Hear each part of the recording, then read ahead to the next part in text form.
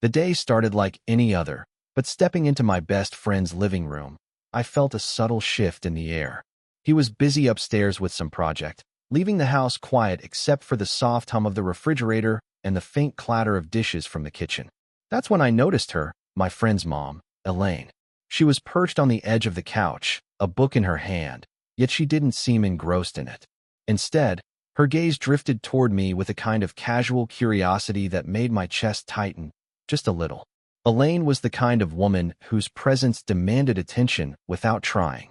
Confident, graceful, and in a way that only comes with experience. She had this natural ease in the house, in the way she moved, the tilt of her head, the soft laugh that came without effort. She smiled as I entered, and I realized her eyes were tracking me in a way that was more than polite interest, though I couldn't yet define exactly what it was. "Hey," she said, her voice warm but teasing. "You've been taking this responsible adult thing a little too seriously lately." I chuckled, feeling a mixture of amusement and a strange flutter in my stomach.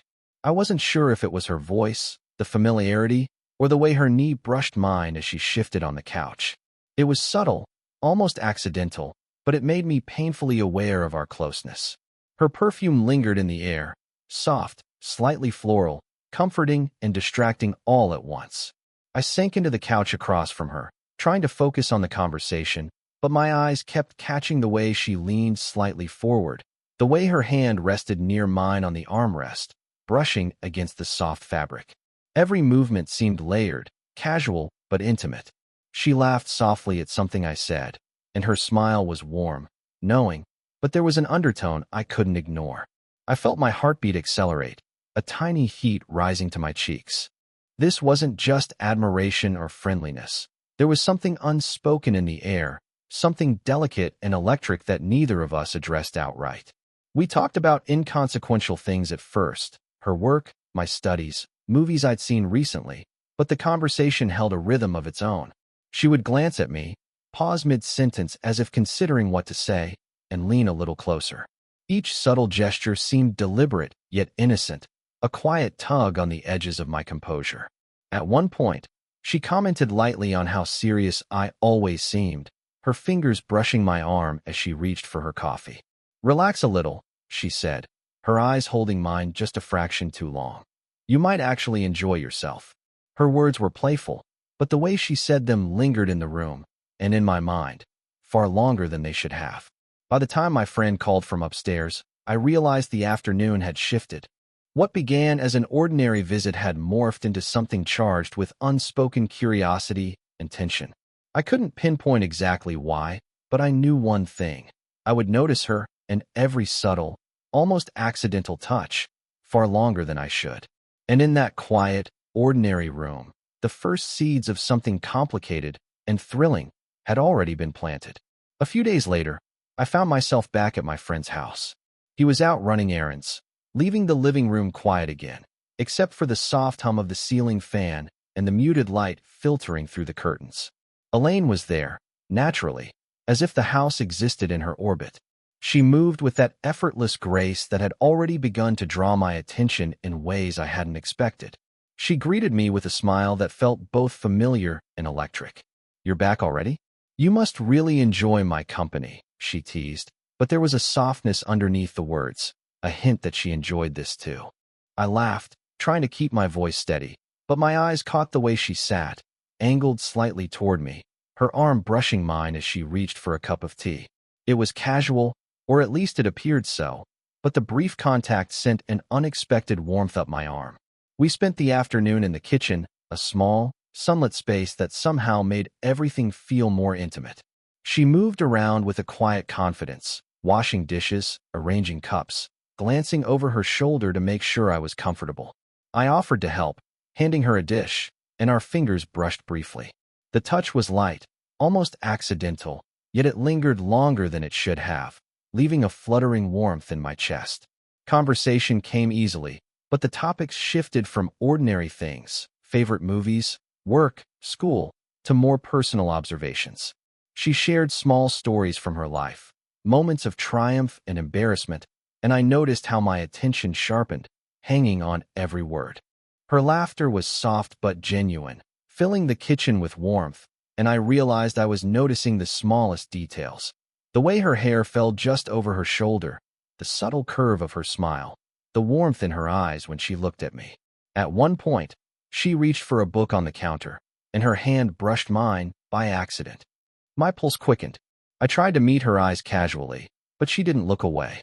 Instead, she smiled that quiet, knowing smile, the kind that hinted at an understanding we hadn't put into words yet. I felt a strange thrill, part curiosity, part longing, and I realized how aware I had become of her presence, every gesture, every subtle movement. We shared small, lingering moments of closeness. Handing her a cup of tea, standing near each other while stirring something on the stove, our knees occasionally brushing under the counter. Each gesture was innocent enough, yet charged with an unspoken tension that neither of us acknowledged openly. Before long, the afternoon began to fade into evening, the sun casting long, warm streaks across the kitchen floor. Elaine leaned back against the counter, eyes soft but intent on me, and said lightly, "You're different than I expected in a good way." There was a pause, a weight in the silence, and I caught myself smiling despite the subtle knot of nerves in my stomach. By the time I left that day, I felt a quiet pull I couldn't ignore. Our ordinary afternoon had somehow transformed into something far more intimate, and I realized I was noticing every nuance of her, the small touches, the lingering glances, the warmth of her presence. That subtle closeness had begun to plant a seed, one that I knew would grow, quietly and irresistibly, in the days to come. A few days later, I returned again, this time for a quieter visit. My friend had an early class, leaving the house even emptier than before. The silence wasn't uncomfortable. If anything, it felt intimate. Elaine was there, curled up on the couch with a blanket draped over her shoulders, a mug of tea cradled in her hands. She looked up as I entered, her eyes softening, a small smile playing at the corners of her lips.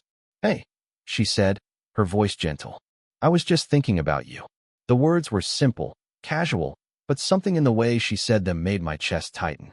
I nodded, feeling a mix of anticipation and awkwardness. We had shared touches before, accidental, fleeting, teasing, but today, there was a weight to the silence, a space for something deeper. We settled near each other on the couch. She sipped her tea, and I found myself noticing the warmth in her hands, the faint scent of chamomile mixed with her perfume, the subtle rise and fall of her shoulders as she exhaled. The closeness was quiet, unspoken, yet every small movement seemed amplified. When she laughed softly at something I said, I felt a flutter in my stomach, a mix of embarrassment and exhilaration. She began to share something more personal, her voice softer now, more vulnerable. Stories from her past, moments of doubt, frustrations she rarely voiced aloud. I listened, genuinely, leaning slightly closer to catch every word, and I realized how much I wanted to be near her in that way, to offer comfort and understanding. My hand brushed hers as I reached for the blanket to pull it a bit tighter around her shoulders. It was an innocent gesture, but the brief contact felt electric, leaving a warm pulse lingering in my arm. Her eyes met mine, unguarded, and for a moment, I saw something fragile there, a quiet openness that wasn't directed at anyone else. I felt a surge of protectiveness and fascination, aware of the age gap between us, aware of the delicate line we were approaching, but unable to look away. I wanted to reach out, to bridge that distance, but I also wanted to honor the trust she was giving me. "Sometimes," she said quietly, "it's nice to just be understood, without explanations or judgments." Her hand moved slightly, almost brushing mine again, and I caught my breath.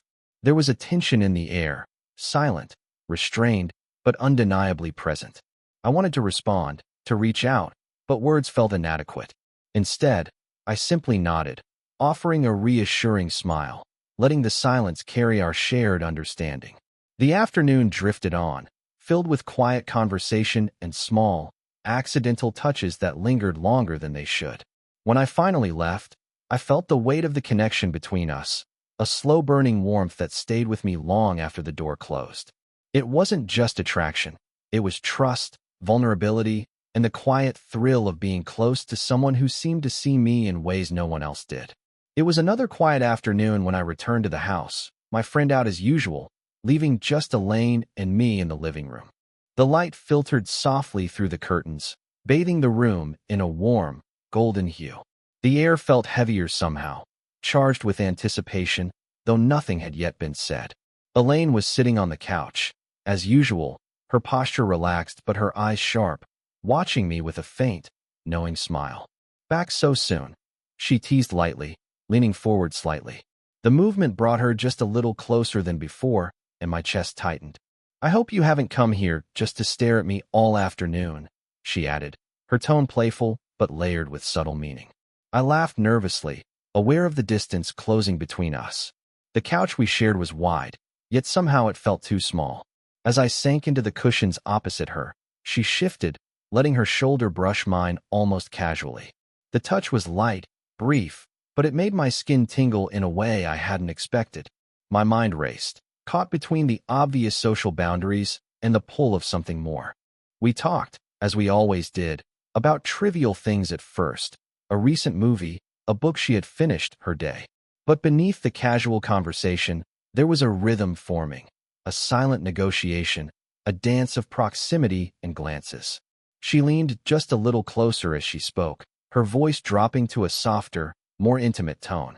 Each time our hands passed near each other, I felt the weight of anticipation, every small brush sending a quiet thrill through me. Then, almost casually, she said it, the line that shifted everything. "No one has to know," she whispered, leaning closer so her lips barely hovered near my ear. Her words were playful, teasing, but there was a seriousness underneath, a daring invitation that left me momentarily breathless. I could feel the warmth of her presence more acutely now, the scent of her perfume, the gentle exhale as she spoke. For a second, the world narrowed to just the two of us, the room fading into a blur of light and warmth. My hand twitched almost involuntarily, craving proximity, but I froze, aware of the invisible boundaries between us. Her eyes caught mine, glimmering with mischief and something softer, something more dangerous. It was a look that promised understanding, a shared secret, and yet demanded discretion. I tried to focus on my words, but my voice faltered. I don't know what to say," I admitted honestly, the honesty itself making the air between us feel heavier, thicker. She laughed softly, a low, warm sound that seemed to envelop me. Her fingers brushed my arm, by accident, as she reached for her mug, lingering just long enough for me to feel the warmth. The rest of the afternoon passed in a haze of quiet conversation, small touches, and long, knowing glances. By the time I left, I was acutely aware of the tension that had formed between us, electric, unspoken, and undeniably real. That single phrase, "no one has to know," had opened a door, and I knew, even as I walked out into the fading sunlight, that nothing would ever feel ordinary between us again. After that afternoon, everything felt different. Even in her absence, I found myself replaying her words in my mind, the whisper of "no one has to know" echoing through the quiet spaces of my thoughts. Each time I returned to the house, I was hyper-aware of her presence, the faint scent of her perfume lingering in the air, the way the sunlight fell across the couch she often sat on, even the small hum of her movements in the kitchen. It was as if the house itself reminded me of her, and I couldn't ignore the tension that had quietly taken root between us. When I arrived one afternoon, she was already there, sitting in the living room with a book. I paused at the door, heart slightly tight, just watching her for a moment. She looked up, smiled softly, and gave me that same knowing glance that always left me unsteady. Without a word, she patted the spot beside her on the couch. Something in that simple gesture was charged, intimate, and I felt myself moving closer despite the cautious part of my mind warning me to keep distance. We talked, as we always did, but now there was an undercurrent to every sentence, every laugh, every pause. She would lean in slightly as she spoke, her shoulder brushing mine almost imperceptibly. My pulse would spike, my chest tightening as I realized how acutely I noticed every detail. The way her hair fell across her collarbone, the gentle rise and fall of her chest as she exhaled, the soft warmth radiating from her hand when it rested near mine. Every small, accidental brush of fingers or knee was magnified in my awareness, a silent electric current I couldn't escape. And yet, nothing physical escalated. She didn't reach for me, and I didn't act on the urge to bridge the distance. The tension existed in glances, pauses, and subtle gestures. The long brush of her fingers along the edge of a cup, her gaze lingering on mine a second too long, the way she would tilt her head when listening to me. Each moment was a mix of longing and restraint, charged with possibility but bound by unspoken rules. During a lull in conversation, I caught myself imagining what it would feel like if she leaned closer, if our hands touched fully, if we allowed the unspoken tension to become something tangible. But I didn't act. Instead, I focused on listening to her, soaking in the warmth of her voice, the gentle cadence of her laughter, the soft way her presence seemed to fill the room. The restraint itself became part of the connection, making every fleeting gesture feel monumental. By the time I left that day, I was painfully aware of how deeply I was drawn to her. The silent tension had grown into a quiet, persistent ache of desire and curiosity, a longing that neither of us named but both of us felt. I walked out the door, heart racing, feeling simultaneously exhilarated and frustrated. That lingering pull, the electric weight of unspoken feelings, had transformed our ordinary afternoons into something I could no longer ignore. It was one of those rare, quiet afternoons when the house seemed to exist only for the two of us. My friend was out running errands again, and the soft light of late afternoon poured through the windows, casting long shadows across the living room floor. Elaine was there, naturally, moving about with that effortless grace that had drawn me in from the very first day. Today, though, there was something different in the air, an almost imperceptible invitation in the way she watched me, her smile softer, her gaze lingering just a moment longer than before. I was helping her carry a few boxes from the hallway to the living room, a simple chore, but it became an excuse for proximity. Her hands brushed mine repeatedly as we adjusted the weight of the boxes, and each accidental touch sent a quiet thrill up my arm. My pulse quickened at the intimacy of it, the awareness of her presence so close, so deliberate. She didn't pull away. If anything, her fingers lingered a moment longer, warm and reassuring. Once the boxes were set down, we paused. She leaned against the edge of the table, and I found myself standing uncomfortably close, aware of the subtle warmth radiating from her body. The air between us felt charged, heavy with the unspoken. Then, almost imperceptibly, she rested her hand lightly on my forearm as if steadying herself. Her touch was brief but intentional, her fingers gentle, warm, and deliberate. I froze for a moment, acutely aware of every detail, the softness of her skin, the comforting weight of her hand, the quiet steadiness of her presence. "I don't know why," she murmured softly, "but it feels nice having you here." Her voice was gentle, almost vulnerable, and I realized the intimacy wasn't just physical. It was emotional, layered with trust and quiet longing. I wanted to respond, to bridge the space between us, but instead I simply nodded, letting my hand hover near hers without moving, cherishing the closeness without overstepping. We talked then, really talked, in a way we hadn't before. About hopes, fears, moments we'd rarely shared with anyone else. Each time she leaned closer to emphasize a point, her shoulder brushed mine. Each subtle gesture, the tilt of her head, the soft exhale, the glimmer in her eyes, felt monumental, layered with meaning. Every accidental touch carried a thrill of connection, a tangible sense of understanding and desire that neither of us dared name. At one point, as she shifted to reach for a notebook, her fingers brushed mine again, and this time, our hands lingered a fraction longer. My chest tightened, not from urgency, but from the quiet power of the moment. This simple, meaningful contact carried all the tension and intimacy that words could not express. It was a first bridge between longing and presence, a delicate, thrilling acknowledgement of everything we had felt but not yet acted upon. When I finally left, I felt a subtle ache and an overwhelming warmth at the same time. That brief, meaningful touch, layered with trust and unspoken desire, had changed everything. I realized then that our connection was no longer just curiosity or attraction. It had become something deeper, something emotionally resonant, impossible to ignore. It was late afternoon when I returned to the house for what felt like a quiet, ordinary visit, but nothing about it felt ordinary anymore. The previous weeks had shifted everything between Elaine and me. Our interactions, once casual and teasing, now carried a weight, a subtle rhythm of glances, touches, and unspoken understanding.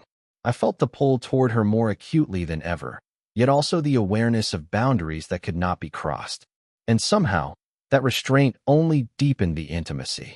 She greeted me with her usual warmth, but there was a softness in her smile today, a quiet acknowledgement of everything that had passed between us.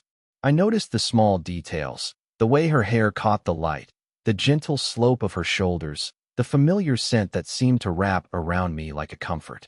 We settled in the living room together, sitting a little closer than before, the couch seemingly smaller than it had ever been. Conversation flowed naturally. She asked about my week, my studies, my thoughts, really asked, and I answered honestly, noticing the way she leaned slightly toward me as I spoke. Her hand rested lightly on the arm of the couch near mine, and our knees brushed ever so slightly. It was electric in a quiet way, a tactile reminder of the connection we had built. Yet there was no urgency, no crossing of lines, only the gentle acknowledgement of mutual awareness. At one point, she reached out and placed her hand over mine, just for a moment. It was brief, but intentional, warm and grounding. I felt a rush of something I couldn't fully name, joy, longing, comfort, and a quiet thrill all at once. Her eyes met mine, soft but steady, and in that glance was everything we had built together: trust, desire, understanding, and an unspoken promise that our connection, even within boundaries, was real and meaningful. We talked for a while longer, the conversation drifting to lighter things, small jokes, shared observations, and gentle teasing. Every gesture, every glance carried layers of familiarity and emotion. I felt the weight of all the moments that had led here, the quiet tension, the playful touches, the fleeting brushes of skin, and the whispers of things unsaid. Each had built to this gentle, unhurried closeness, a quiet intimacy that didn't need words or dramatic gestures to be profound. As the sun dipped lower, casting a warm glow across the room, Elaine rested her hand lightly against mine again. She leaned slightly toward me, her cheek almost brushing my shoulder. "No one has to know," she said softly, the phrase now carrying a new meaning, a recognition of our shared understanding, a private acknowledgement of the bond between us. I smiled, feeling a calm certainty. Nothing had to change for the world to see us differently. What mattered was the connection we had, the trust, the warmth, and the quiet intimacy we shared. That day, as I left, I carried with me a feeling I had never felt before, an ache and a comfort, a thrill and a steadiness, all wrapped together. In the end, it wasn't about crossing lines or breaking rules. It was about closeness, understanding, and the deep, human bond that had quietly grown between a young man and the woman who had captivated him from the very first glance. And for the first time, I knew that some connections, delicate and secret, were powerful enough to change a person's life without ever needing to shout it aloud.